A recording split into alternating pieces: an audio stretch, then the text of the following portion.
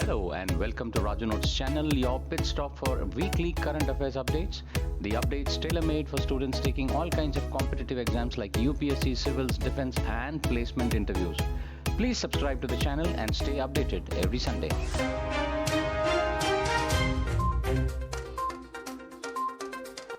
The Indian Air Force has reportedly asked French firm Dassault Aviation to integrate indigenous weapons into Rafale combat aircraft. The Indian Air Force has asked Dassault to integrate India-made weapons like Smart Anti-Airfield Weapon, that is SAW, and the Astra air-to-air missile with the Rafale, which has been in service with IAF since 2020. Algeria has applied to join BRICS ahead of the group summit in Johannesburg in August and has submitted a request to become a shareholder member of the BRICS rank with 1.5 billion contribution. Over 40 countries have expressed interest in joining the BRICS, a senior South African government official said. BRICS currently comprises of Brazil, Russia, India, China, and South Africa. Scientists from Sandia National Laboratories and Texas A&M University have witnessed a metal heal itself for the first time. Researchers have used a technique that pulled on ends of the 40 nanometer thick metal pieces about 200 times per second. A crack initially formed and spread, but 40 minutes into the experiment, the metal fused back together. The process occurs at nanoscale, the study said.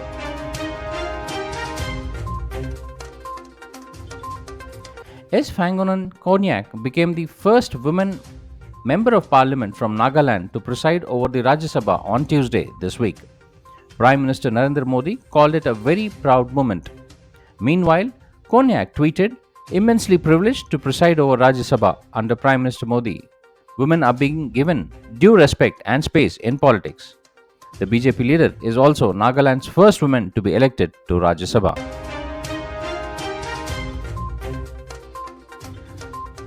NASA's X-59 experimental supersonic aircraft is geared up for its first flight. With a top speed of about 1,500 km per hour, it will cut New York to London's time by 3 hours and 30 minutes. A study by Britain's Civil Aviation Authority said, through such a suborbital flights, a London to Sydney flight, which takes 22 hours, could require 2 hours by 2033. According to a study in Proceedings of the National Academy of Sciences, Saharan dust clouds could help reduce atmospheric methane levels.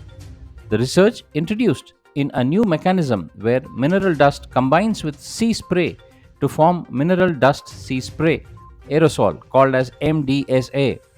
Sunlight activates MDSA, generating chlorine atoms that catalyze the oxidation of atmospheric methane, thereby reducing its levels. A bill was introduced in Lok Sabha to allow use of birth certificate as a single document for issuance of driving license and admission to educational institutions. The Registration and Births and Deaths Amendment Bill will also allow birth certificate to be used as a single document for preparation of voters list, Aadhaar number, registration of marriage and appointment to the government jobs. 3 scientists from South Korea have claimed to have created a room temperature superconductor that also works at ambient pressure. The scientists stated they were able to produce a modified form of lead apatite dubbed LK99 that is superconductive at any temperatures below 127 degrees or 261 Fahrenheit without need for pressure chambers. Superconductors typically require intense cold and pressure to function. The Lok Sabha has passed the Jan Vishwas Amendment of Provision Bill 2023, which will decriminalize minor offences by amending over 180 provisions under 42 laws. Union Minister Piyush Goyal said that the bill will promote ease of doing business. In the bill, several fines are converted into penalties and imprisonment is removed as a punishment for many offences. Yuge Yuge Bharat, the largest museum in the world, is set to be built in Delhi, announced by Prime Minister Narendra Modi. The museum will have 8 thematic segments telling the story of India spanning over 5,000 years. It will cover an area of 1.17 lakh square meters and have 950 rooms spread over a basement and 3 stories. External Affairs Minister Dr. S. Jaishankar and his Japanese counterpart Hayashi Yoshimasa reviewed the progress made in the India Japan Special Strategic and Global Partnership. The 15th India Japan Foreign Ministers Strategic Dialogue was held in New Delhi this week. The ministers engaged in comprehensive discussions covering a wide range of issues of bilateral, regional, and global significance. They highlighted the importance of further strengthening the India Japan partnership based on shared value and principles. The minister emphasized the importance of achieving the target of 5 trillion yen Japanese investment in India in the period of 2022 to 2027. They explored potential areas of collaboration in critical and emerging technologies, including semiconductors, resilient supply chains, and digital public infrastructure, among the others. Germany exited recession, but the country's economic stagnation in the second quarter of 2023 still continues.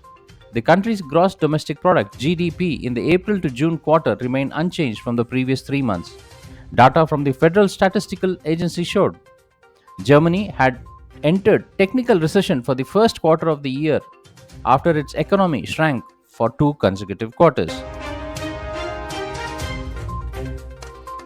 SpaceX has successfully launched its Falcon Heavy rocket carrying the Hughes Jupiter 3, the world's largest commercial communication satellite. The rocket side boosters have landed at US Cape Canaveral Space Force Station. The launch was aborted on Thursday due to violations of above criteria. It was then scheduled for Friday but was postponed to Saturday to complete vehicle checkouts. Centre has prohibited export of de-oiled rice bran with immediate effect until November 30. According to Directorate General of Foreign Trade in notifications, the export has been prohibited to control milk prices, which are rising due to soaring fodder prices, of which de-oiled rice bran is key ingredient. Non-basmati white rice export was also prohibited over a week ago. And now for the segment where we see the events that unfolded this week back in history. 23rd July 1952. Egyptian monarchy toppled by coup. On this day, in 1952, the Free Officers, a nationalistic military group led by Colonel Gamal Abdel Nasser, engineered a coup that overthrew King Farouk I of Egypt, ending the monarchy and bringing Nasser to power.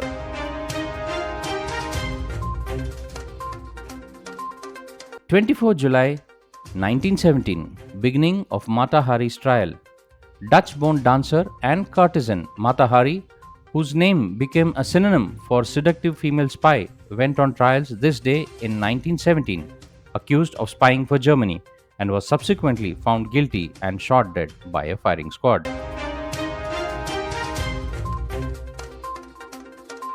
25th July 1814, American advances into Canada halted by British troops. Near Niagara Falls on this day in 1814, British troops commanded by General Philippines Riel thwarted an invasion of Canada by a US force under General Jacob Brown in the Battle of Lundy's Lane during the War of 1812. 26 July 1956, Suez Canal seized. On this day in 1956, Egyptian President Gamal Abdel Nasser seized control of the Suez Canal and nationalized it, sparking a crisis that later resulted in French, British, and Israeli forces briefly occupying parts of Egypt. 27 July 1996, terrorist attack at Atlanta Olympics. On this day in 1996, a pipe bomb exploded in Olympic Sentinel Park in Atlanta, Georgia, killing 1 person and injuring 111 in the first terrorist attack at the Olympics since 1972 Games in Munich, West Germany. 28 July 1914, beginning of World War I. Using the assassination of the Australian Archduke Francis Ferdinand as a pretext to present Siberia with an unacceptable ultimatum, Austria Hungary declared the war on the Slavic country on this day in 1914, sparking World War I.